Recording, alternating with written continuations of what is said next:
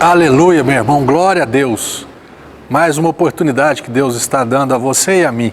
Porque quando eu estou pregando para você, eu estou aprendendo junto. E se o que eu estou pregando eu já preguei, eu já ouvi, a Bíblia diz que a fé vem pelo ouvir e o ouvir a palavra de Cristo.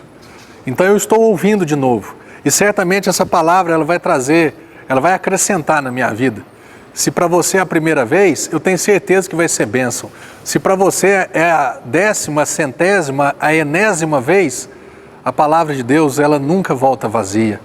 E como eu disse, quanto mais nós ouvirmos a palavra de Jesus, mais a nossa fé é edificada. Só um parênteses em relação a isso, né?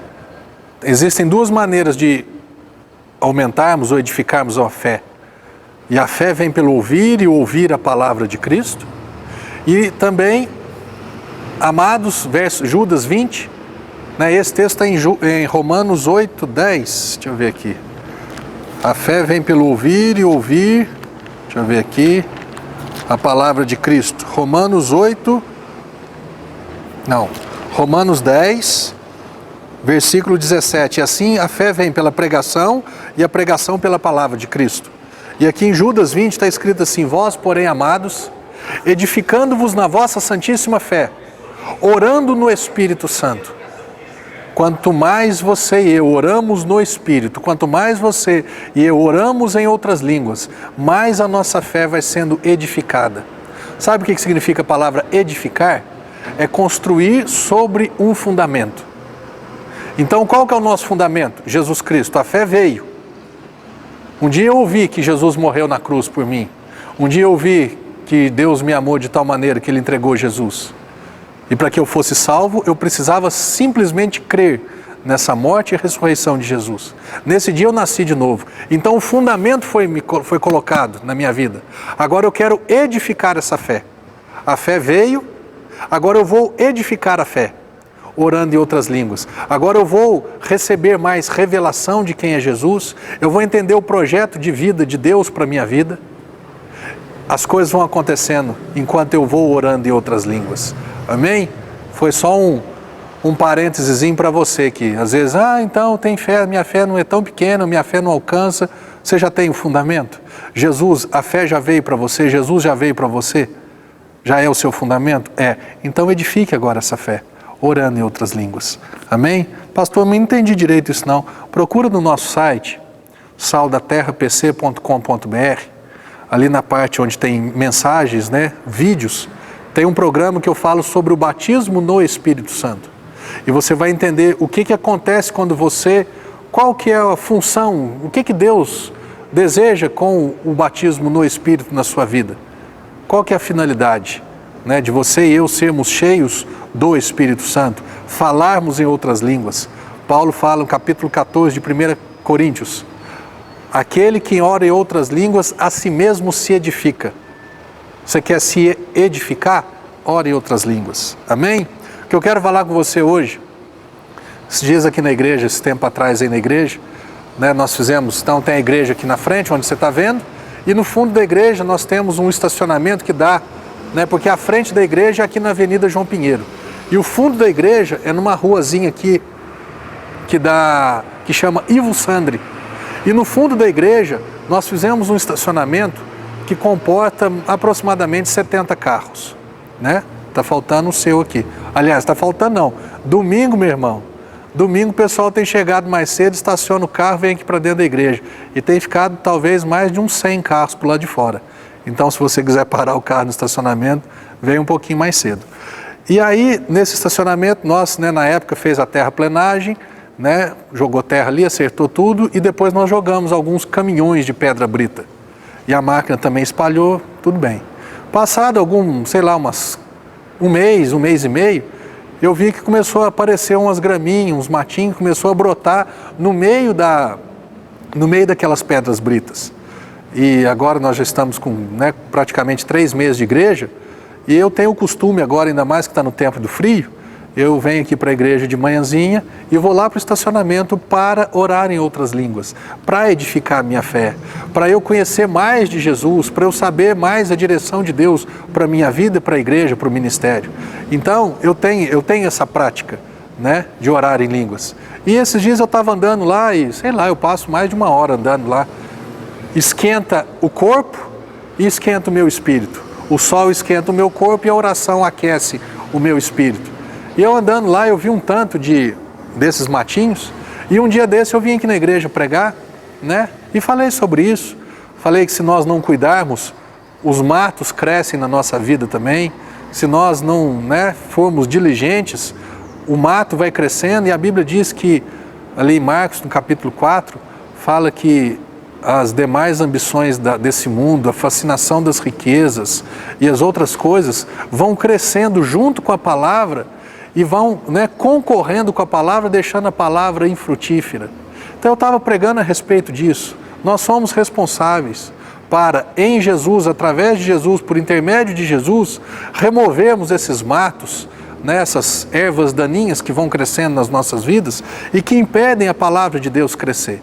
E aí eu até brinquei, eu falei assim, ó, quem sabe tem alguém aqui que qualquer hora dessa vai me procurar e vai falar assim, pastor, pode deixar que eu passo o hand-up ali, o mata-mata, e eu vou acabar com esses matos aí que, na verdade, não prestam para nada. E, né, o culto terminou e foi uma bênção, tá? Aí, 2, 3 dias depois, veio um irmão, o Zé Carlos, foi batizado recentemente aqui na igreja, ele e a esposa dele, a Maria da Glória, e eles me procuraram e falaram assim, pastor, você pode deixar que segunda-feira eu vou lá e eu vou exterminar com tudo. Eu tenho aquela bomba, eu trouxe para ele o hand-up, ele falou assim, pode deixar comigo, eu tenho experiência, sou homem da roça, vivi o tempo todo na roça, pode deixar que eu faço isso para você. Não é nem para mim, fez para a obra, para o reino de Deus. E ele veio aqui e fez, né, com toda alegria, insatisfeito, foi uma benção. E foi interessante que ele falou para mim, falou, Marcelo, vai demorar aí 1 semana, 10 dias para começar a amarelar e começar a secar.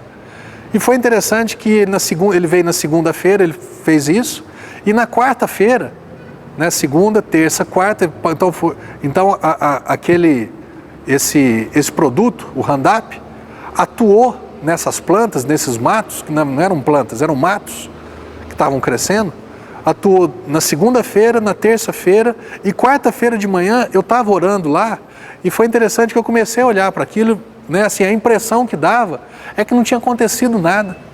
A impressão que dava é que não tinha sido passado, aplicado nenhum produto. A impressão que dava é que as plantas, né, que os matinhos lá, estavam tão verdes quanto segunda ou terça-feira. E a impressão que nos dá, às vezes, né, assim, então assim, a conclusão natural que eu cheguei, aquilo lá não valeu de nada não, aquilo lá não vai dar certo. Aí eu me lembrei, eu falei, peraí, ele não falou que ia ser de um dia para o outro, ele falou que ia demandar um tempo, talvez 7 dias, 10 dias, até começar a amarelar e vai secando e até morrer. E nesse dia eu até preguei, eu falei sobre isso que eu quero compartilhar com você. E as nossas vidas, nós temos que ter esse mesmo entendimento. Nós precisamos saber, meu irmão e minha irmã, que as coisas de Deus, às vezes não são assim. Às vezes, sabe, e demora até você ouvir o estalo.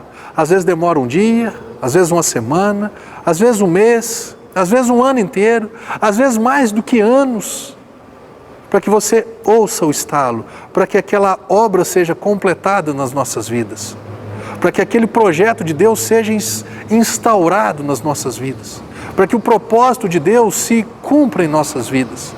Às vezes nós achamos que Deus, a tua palavra diz assim, então em nome de Jesus faz isso. E a gente espera um dia, não fez nada, no segundo não fez nada. Vamos largar a mão desse Deus, então eu vou fazer do meu jeito, se o Senhor não fizer, eu faço. E Deus não age dessa forma. A Bíblia tem um versículo lá no Salmo 37, Salmo 37, verso 4, ou 5, está escrito assim, entrega o teu caminho ao Senhor, confia nele, e o mais ele fará. Entrega é uma atitude, confiança é um processo. Confia até você ver o resultado. Confia, dê tempo para Deus agir. Olha aqui o que diz aqui, um texto aqui conhecido de você e de mim. Capítulo 11 de Marcos, no verso 12 diz assim, quando eles saíram de Betânia, Jesus com os discípulos, Jesus teve fome. E vendo de longe uma figueira com folhas, foi ver se nela porventura acharia alguma coisa. Aproximando-se dela, nada achou senão folhas, porque não era tempo de figos. Então lhe disse Jesus: nunca jamais coma alguém fruto de ti. E seus discípulos ouviram isso. No verso 20, que está falando outro dia, e passando eles pela manhã, viram que a figueira secara desde a raiz. Eu não vou falar com você agora a respeito de fruto ou folha. Aliás, se você quiser aprender sobre o porquê que Jesus, eu achava, né, Jesus foi tão duro, tão severo. Chegou naquela árvore, só tem folha, não tem fruto, e ele liberou uma palavra sobre aquela figueira. Então, se você quiser aprender a respeito disso, mais uma vez eu te convido a acessar o nosso site, o Sal da Terra, pc.com.br, mensagens, vídeos, procura lá, fruto ou folha. Uma palavra fantástica, revelada de Deus para as nossas vidas. O que eu quero falar com você hoje é a respeito do tempo, desse período de tempo, esse período cronológico, sim, de tempo, de hora, de minuto, de dia, em que Jesus falou uma palavra. Jesus chegou e amaldiçoou aquela figueira. Jesus chegou ali e liberou uma palavra. E não aconteceu, aparentemente não aconteceu nada. Aparentemente, Jesus falou e não aconteceu nada. Tem uma outra passagem aqui em Marcos, quando Jesus fala para a tempestade, né? Jesus chega para a tempestade e fala assim: acalma-te, emudece. E a Bíblia diz que imediatamente houve-se bonança no mar. Acalmou tudo, acabou tudo. Mas nesse caso aqui, a palavra foi falada, a palavra foi liberada e visivelmente não aconteceu nada. Aparentemente, eles não viram nenhuma mudança naquela árvore. Por que eu falo isso? Porque no outro dia, quando eles passaram, eles viram que as figueiras secaram desde a raiz. O que aconteceu? Na hora que Jesus falou, não aconteceu nada. Porque se tivesse acontecido, eles falavam: nossa, Jesus amado, a tua palavra realmente é instantânea. E não aconteceu. No outro dia, quando eles passaram, eles viram que algo tinha acontecido. Aquela palavra, ela não voltou vazia. E é isso que eu quero falar com você. Daqui 2 minutinhos nós vamos voltar. Nós vamos falar sobre o poder dessa palavra, essa palavra que tem o poder de não voltar vazia. Amém, meu irmão?